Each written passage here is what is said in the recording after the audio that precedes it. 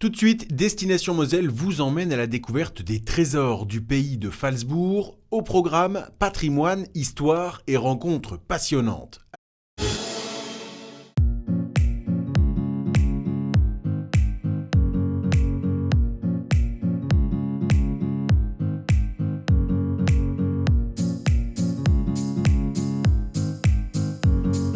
Bonjour et bienvenue dans cette nouvelle émission de Destination Moselle. Cette semaine, je vous emmène à la découverte du pays de Phalsbourg, à l'est de la Moselle. Un pays plein de surprises et surtout plein de rencontres exceptionnelles qui vont nous permettre de mieux connaître ce territoire. C'est parti! Ce territoire, situé dans le sud du département de la Moselle, cumule de nombreuses particularités touristiques, grâce notamment à son passé industriel et à son patrimoine. Un territoire qui marque également le nord du massif des Vosges. Et c'est au rocher de Dabo que nous débutons cette émission, un site emblématique du Grand Est. J'ai rendez-vous avec Fabrice pour en savoir plus. Bonjour Fabrice. Bonjour Tim. Vous êtes donc directeur de l'office de tourisme du pays de Phalsbourg. Et aujourd'hui avec vous, on va découvrir un territoire exceptionnel, tant en patrimoine qu'en rencontre donc. Oui, absolument. Donc Tim, bienvenue déjà au pays Merci. de Phalsbourg. On est vraiment à l'extrémité sud du département de la Moselle, sud-est. Et on est au pied du rocher de Dabo, qui est un des sites emblématiques de notre territoire touristique. Et je t'invite cet après-midi à découvrir donc, ce secteur touristique qui a pour principal attrait en fait ce versant du massif des Vosges qu'on peut observer là juste derrière nous, juste à côté de nous. Donc une partie du territoire côté massif et l'autre sur le plateau lorrain qu'on voit un peu plus loin. Effectivement, ouais. On est ici au pied du rocher de Dabo, c'est un des sites emblématiques du pays de Phalsbourg et de toute la Moselle d'ailleurs, pour son côté est en tous les cas. On est dans le secteur vallonné de ce département de la Moselle et au pied de ce site qui est vraiment un des sites majeurs, un des principaux sites touristiques de notre territoire. Voilà donc pour la mise en bouche, je continue l'ascension de ce rocher qui culmine à 664 mètres d'altitude à la rencontre de Jean-Jacques Herbert, qui se fait aussi appeler Jackie et qui est guide au club vosgien du pays de Dabo. Vous allez voir, il sait tout de ce rocher, de sa chapelle et de l'histoire des lieux. Bonjour Jackie. Bonjour Tim. Merci de m'accueillir ici donc sur le rocher de Dabo. Magnifique lieu. Voilà, tout à fait. Et un lieu très historique, puisque depuis la préhistoire, alors aujourd'hui on voit qu'il y a une chapelle, on en reparlera tout à l'heure, mais depuis la préhistoire, ce rocher est un lieu religieux. Oui, cet endroit était habité depuis la préhistoire, sans discontinuité. Il y avait même ici, on pense qu'il y avait un lieu dédié à Belen, c'était un dieu celte du soleil. Donc c'était vraiment un lieu très connu. Et ici, on le voit très bien ici, d'ailleurs. Tu le vois très bien ici, que ici c'est aussi un lieu donc d'union, c'est un trait d'union entre la Lorraine et l'Alsace. Ouais. Et c'était, tu le vois très bien, quand tu te déplaces ici, vers la vallée, tu vois que c'était une ancienne route. Ah oui, effectivement, on la voit qui dessine. Et qui continue, et qui va jusqu'en Alsace. D'accord. Et d'ailleurs, pour une histoire plus récente, c'est ici qu'en 1944, que la deuxième DB est passée. D'accord. Les Allemands l'attendaient de l'autre côté, à Saverne. Et eux sont venus par ici, ils ont contourné Saverne et ils sont allés directement à Strasbourg. Et 2 jours après, Strasbourg était libéré, c'était le 23 novembre 1944. D'accord. C'était pour la petite histoire. Non, alors un lieu qui a joué donc son rôle au XXe siècle, mais bien avant, donc avant cette chapelle qu'on voit actuellement, il y avait un château. Il y avait un château ici, effectivement. D'ailleurs, je vais te montrer, il y a une maquette du château à l'intérieur. Donc je vais te la montrer, on va simplement aller donc, dans la chapelle. Et d'ailleurs, ce bonhomme que tu vois en haut, c'est le pape Léon IX. Léon IX, oui, il me semble bien. C'est le grand personnage de Dabo, c'est quelqu'un qui est vraiment vénéré par les Daboisiens. Et cette chapelle tient énormément aussi à cœur des Daboisiens. D'accord. On va en parler. Ok, bah écoute, je te suis. Je te suis.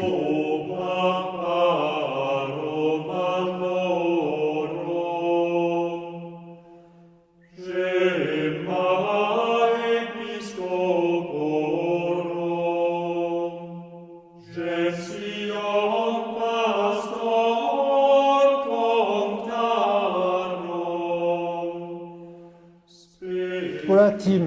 Ah oui, magnifique. On rentre dans la chapelle Saint-Léon. Magnifique. Ouais. Et alors, ici, tu nous parlais à l'instant du château qui était sur ce rocher. Voilà, ok. Et je crois voir, d'un premier coup d'œil, qu'on en voit ici Tout une à fait. reproduction. C'est le plus simple, c'est de te le montrer. Ah ben super, magnifique. Déjà, tu as ce château, c'est un château du XIe siècle. Voilà. Et on voit qu'il prenait tout le rocher, hein, Ouais, tout le contrairement rocher, à la tout chapelle fait, aujourd'hui. tout à fait. Bon, malheureusement, il a été rasé en 1679 par Sous Louis XIV. sous Louis XIV, quoi. D'accord. Et là, tu peux voir aussi, il y a aussi une autre reproduction ici. Alors, ce château, il servait à quoi alors? Donc, il y avait cette fameuse voie de passage. Il servait tout il servait simplement simplement à surveiller, à protéger. à protéger. D'accord. Et ici, il y a un personnage célèbre, je me répète, sur Dabo, c'est Léon IX. Et Léon IX serait né ici. Donc, il y a toute une histoire dessus aussi. Il est revendiqué par Egisheim parce que son papa, c'était Hugues IV d'Egisheim. D'accord. Et la maman, c'était Edwige de Dabo.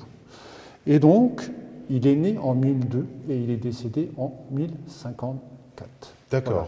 C'était un grand pape. Il est devenu pape en 1049.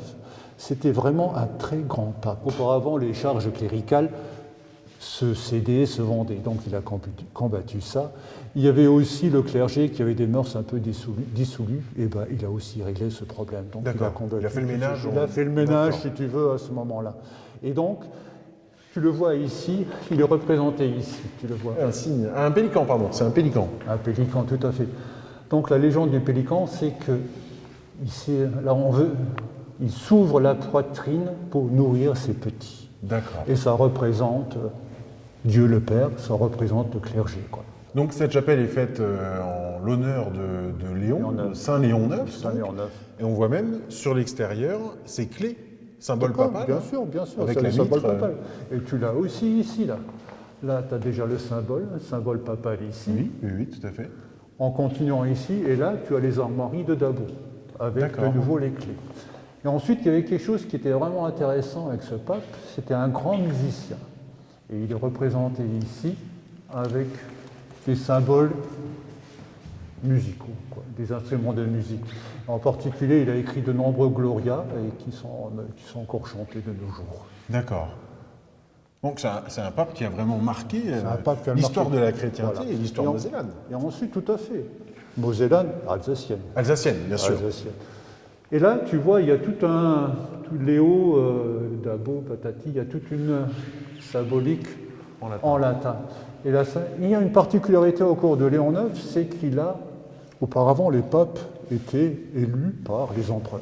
Et lui a voulu être élu par les différents cardinaux de Rome. Donc il s'est rendu à Rome, il s'est présenté devant eux, et il a été élu par eux et pas par l'empereur. C'est le premier conclave? Voilà, c'est si on veut, oui, si on veut. D'accord. C'est un premier pape élu par ses pairs. Il a révolutionné d'ailleurs tout ce qui était papal. D'accord. Voilà. Et ici, dans la chapelle, ce qui est vraiment intéressant dans cette chapelle, c'est les médaillons qu'il y a au plafond. Il y en a beaucoup. Il y en a beaucoup. Et tous ces médaillons racontent la vie de ce pape. D'accord. Là, il y a sa mère, là, il y a son père, il y a ses sœurs, il y a son oncle. Son oncle, c'était une famille extrêmement puissante, qui était famille avec les évêques de Metz, qui était famille avec justement ce monsieur. C'était l'empereur du Saint-Empire germanique, c'était Conrad II le Salique, c'était son oncle. Donc c'est vraiment un monsieur très important. Et donc ce qui est aussi amusant, en dehors de l'histoire, c'est la petite histoire. Je vais te montrer quelques petits symboles que le peintre a rajoutés en 2019. Le premier symbole que tu vois ici, c'est un renard. Le sobriquet des Daboisiens, c'est les Fuchs, c'est les renards. Et donc le peintre a rajouté un renard ici pour montrer à quel point cette chapelle est dans le cœur des Daboisiens. D'accord, alors là on se trouve donc au cœur de l'église. Oui. Est-ce qu'on peut monter? Mais bien sûr, Oui. je te propose Je d'y te aller. suis, je te suis. Allons-y. C'est parti.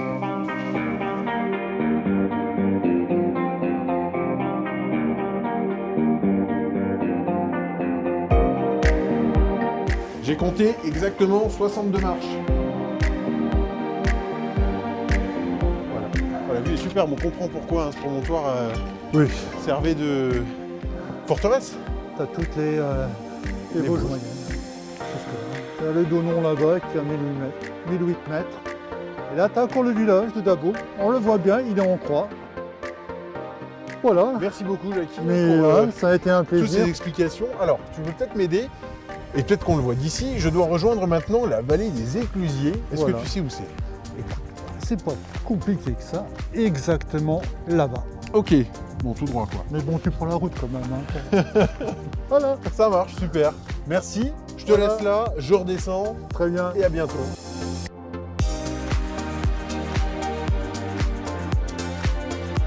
Allons donc à l'abri du vent, au cœur de la vallée. Et grâce aux instructions de Jackie, je parviens à retrouver Fabrice qui m'attend dans cet endroit en pleine transition. Et ça tombe bien, puisque, avant tout, je veux connaître l'histoire de cette vallée. On te retrouve donc Fabrice, directeur de l'office de tourisme du pays de Falzbourg. Ici, on se trouve dans la vallée des Éclusiers. La vallée des Éclusiers, c'est tout un symbole ici. Tout à fait. Cette vallée, en fait, témoigne de tout un passé industriel qui a vécu du milieu des années du 19e siècle, 1850, 1853 pour être précis, jusqu'à la mise en service du plan incliné en 1969. D'accord, oui, qui se trouve juste derrière. Qui se trouve à quelques kilomètres d'ici, effectivement. Donc on est dans une ancienne échelle d'écluses qui est aujourd'hui totalement désaffectée à la navigation.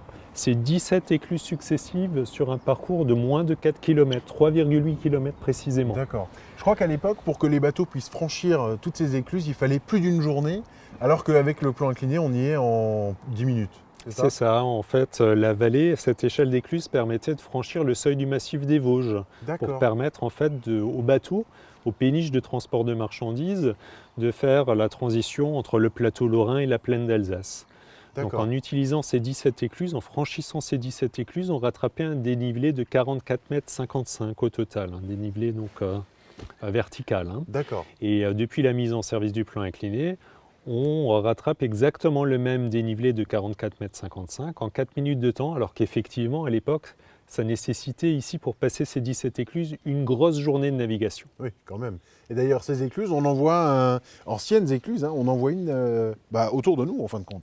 Voilà, tout à fait. Donc, ce sont un petit peu les vestiges de ce qui reste de cette échelle d'écluses. On a ici des portes qui sont, on le voit bien, désaffectées, qui ne peuvent plus servir. D'ailleurs, le bief sur lequel nous sommes situés actuellement ne contient plus du tout d'eau. Il a été entièrement asséché. Oui, on voit. Il y a d'autres parties de cette échelle d'écluses, notamment la partie amont, où il y a encore un petit peu d'eau dans les biefs.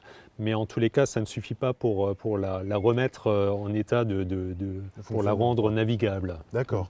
Et alors, une autre particularité dans cette vallée des Éclusiers, ce sont les maisons éclusières qui ont, pour certaines, été laissées un petit peu à l'abandon pendant un moment et qui, aujourd'hui, retrouvent une nouvelle jeunesse et redonnent un nouveau but, un nouveau sens à cette vallée. Absolument, Tim. L'ensemble de ce patrimoine fluvial a été racheté par la communauté de communes à Voies navigables de France à l'époque. Et donc l'idée, c'est de la refaire vivre, en fait, de la remettre en valeur, aussi bien en termes de valorisation environnementale que patrimoniale. Donc on essaye de rénover ces maisons éclusières les unes après les autres et de leur trouver une affectation particulière. D'accord. Donc ici on est donc à la maison éclusière numéro 15 où on va rencontrer Samuel tout de suite. Ouais. On essaye de trouver en fait des destinées à ces maisons qui puissent être transmises et qui puissent être présentées en fait au public qui se promène dans cette vallée, puisque c'est une voie cyclable et un itinéraire en fait piéton-vélo qui passe tout au long de cette échelle d'écluses, avec notamment le grand itinéraire de l'Eurovélo 5 qui relie Londres à Rome, qui passe par ici.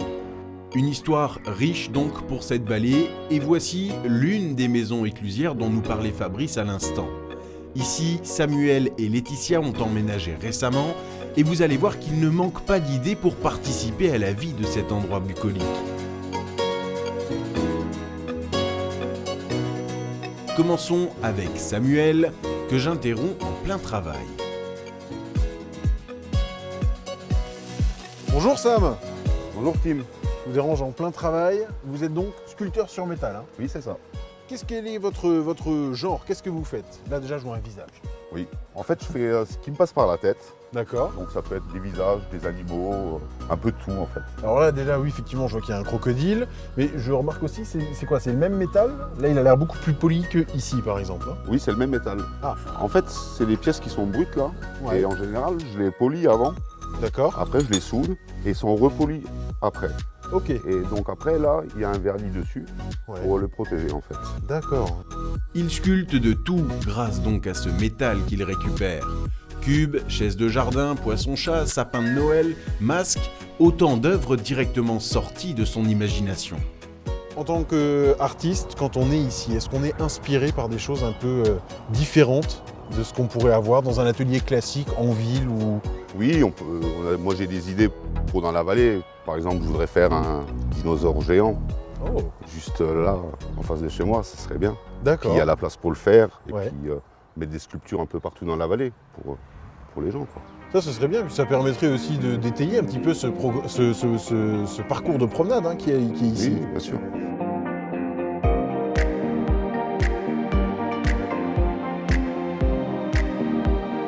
Votre épouse qui est ici, elle a aussi un projet hein, pour cette vallée qui est, alors non pas de la décoration, Non, mais qui est de l'éco-pâturage. l'éco-pâturage. Alors où est-ce qu'elle est? Dites-moi, que j'aille la rejoindre. Alors elle doit être avec ses ânes en bas. Ouais.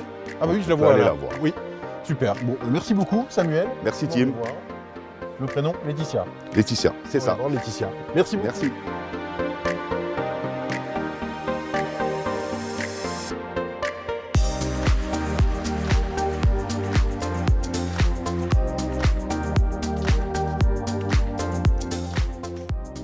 Bonjour Laetitia. Bonjour Tim, Vous voici donc avec des ânes, 2 anons.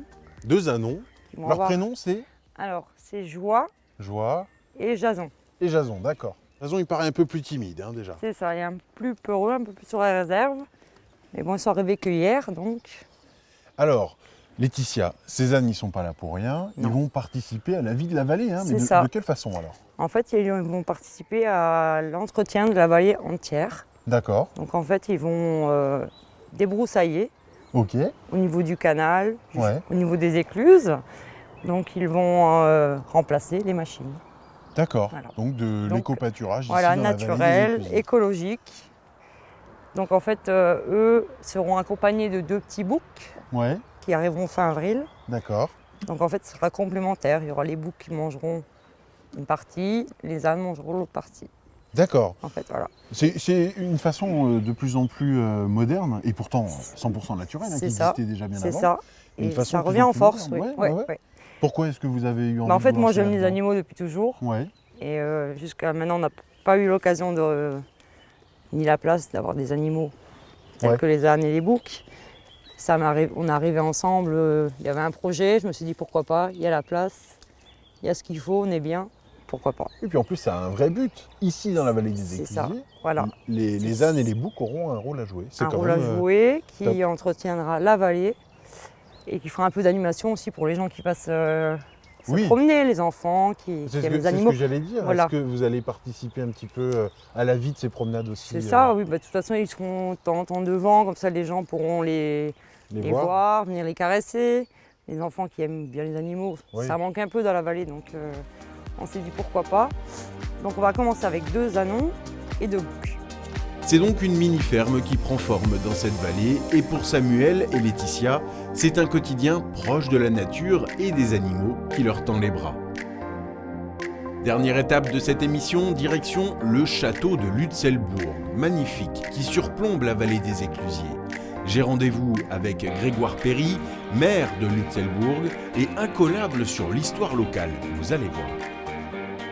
Salut Grégoire. Salut Tim, Merci de nous accueillir ici au château du Lutzelbourg, un lieu magnifique. Hein. ravi de vous voir ici. Effectivement, on est loin d'imaginer qu'en Moselle Sud, il y a un château de ce type qui s'apparente plus au château alsacien. Ouais. Un petit château de surcroît, Lutzelbourg, petit château, D'accord. mais qui a l'avantage d'être particulièrement bien conservé, avec une belle lisibilité. 3 tours maîtresses, la tour de Félétranche, le donjon, la tour porche qui est la plus ancienne. Ouais. Là, on vient d'emprunter ce qui était à l'origine le pont-levis, Ouais. qui permettait donc de rentrer directement dans le château. D'accord. Des restaurations qui sont récentes, qui ont mis en valeur ce patrimoine. On voit bien effectivement que l'ensemble a été valorisé, consolidé. On est sur une belle image de ce qui est un château fort à l'époque, parce qui a qu'on- su conserver effectivement tous les moyens de défense dont ils étaient dotés. Oui, parce que c'est un château du XIIe siècle. Hein. On est Tout à vraiment à fait, l'époque des chevaliers. Tout à fait. En sachant que l'histoire commence bien plus tôt. Au temps des Romains, il y avait déjà ici un petit atrium. Les moines de Marmoutier construisaient aussi ici un petit château. Et ensuite, l'ensemble a pris naissance de façon plus conséquente dès le XIe siècle, avec l'arrivée de Pierre de Lutzelbourg, qui a donné cette majestuosité au château. D'accord. Alors aujourd'hui, le château, il est en ruine. Depuis quand et pourquoi? Alors, il est en ruine depuis, me semble-t-il, les années 1523. 16e siècle. Exactement, tout à fait. Un château qui a été saccagé par un chevalier pillard. Ce château ensuite n'a jamais été véritablement relevé. Il a suscité un intérêt particulier lors de l'arrivée du chemin de fer, D'accord. puisqu'il y avait besoin effectivement d'éléments de pierre pour aller construire les tunnels. Je rappelle que le tunnel passe juste, la voie ferrée Paris-Strasbourg passe juste sous le château, tout à fait. Et c'est un notaire de Phalsbourg qui a souhaité le racheter pour pouvoir justement préserver ce château et son entité. Alors un château qui est clairement inclus dans ce patrimoine de Moselle Sud avec ce grès rose des Vosges. Tout à fait. Le grès rose des Vosges, effectivement, qui est extrêmement lumineux, qui a l'avantage d'être particulièrement bien situé, extrêmement bien accessible aussi, une route, ce qui n'est pas forcément le cas de la plupart des châteaux féodaux, qui sont plutôt situés en forêt, une lisibilité qui permet aussi un contexte pédagogique assez intéressant pour qui apprécie le Moyen-Âge, les châteaux, etc. Ouais. On a l'avantage ensuite d'avoir un côté particulièrement bucolique avec des arbres qui sont des arbres plus que centenaires. Alors là, effectivement, il manque de feuilles, mais en été, on est sur quelque chose qui est particulièrement délicieux. Oui, parce que un patrimoine comme celui-ci, alors on a vu tout au long de cette émission qu'il y avait énormément de patrimoine ici en Moselle Sud, mais un patrimoine comme celui-ci participe forcément à l'attractivité du territoire. C'est un élément phare, ça fait partie des totems effectivement du territoire. Le château de Lutzelbourg est un château qui a bonne réputation parce qu'on est déjà sur quelque chose de totalement libre d'accès, il n'y a pas de droit, et on a ensuite une vue qui vaut le détour aussi. Alors je ne sais pas si vous avez déjà poussé un petit peu plus loin, mais on a une vue sur le village, une vue sur le canal qui traverse le village aussi, une vue sur la voie ferrée et sur 5 vallées qui font convergence vers Lutzelbourg et qui permettent véritablement bien comprendre pourquoi ce château est situé ou a été construit sur un point aussi stratégique. Très bien, merci beaucoup Grégoire. Donc ce château, élément emblématique du patrimoine de Moselle Sud. Merci pour votre visite. Avec plaisir. Merci. Et merci à vous d'avoir suivi cette nouvelle émission de Destination Moselle. Rendez-vous la semaine prochaine pour de nouvelles découvertes, au cœur de la Moselle bien sûr.